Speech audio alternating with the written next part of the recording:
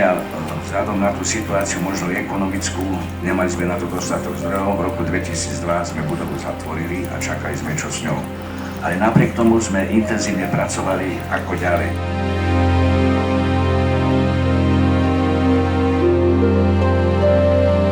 Tento pokus navýšil až na tretíkrát, lebo my sme mali štúdie spracované s bratislavským architektúrnym štúdiom. Ja som tu strávil niekoľko, lebo dosť času rakúskych úperov Lópezov, kde sme hľadali určité modely a spôsoby, ako to zrekonštruovať.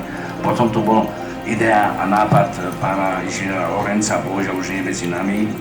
Až nakoniec v roku 2017 sme začali diskutovať, ako na to.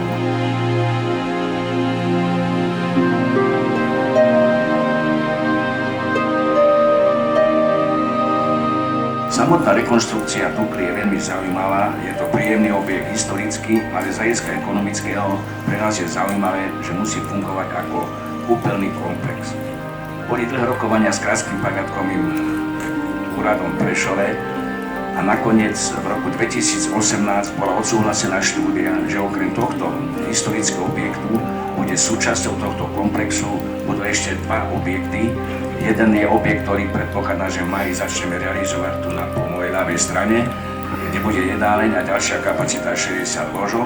A predpokladám, že v roku 2029 mladá generácia rozbehne výstavbu ďalšieho objektu. Je to ubytovacia kapacita zhruba 120 lôžok, ktorá bude tu po tejto strane.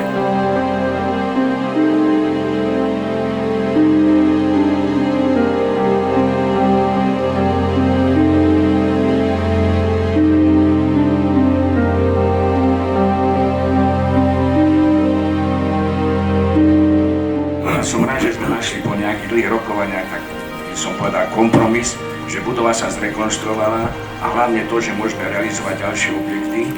A po skončení tejto výstavby to bude kúpeľný hotelový komplex, ktorý v sebe bude saturovať 220 lôžok s kompletným servisom, ubytovacie, stravovacím a čiastočne liečebným. A celý objekt bude spojený so spojovacími chodbami s celým komplexom našich budov. Čiže z tejto recepcie do recepcie hotela Alexander je to presne 850 metrov, čiže klienti si budú môcť prejsť bosou nohou po tomto areáli.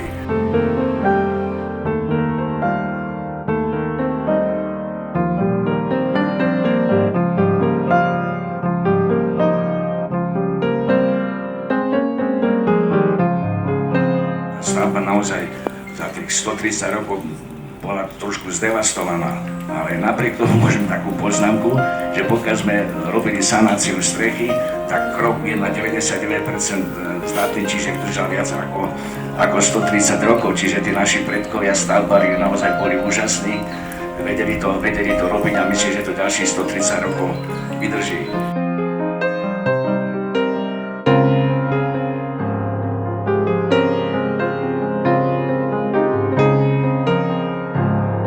Otvárame ďalšiu kapitolu a myslím, je na nás, aby sme pokračovali na ďalších generáciách.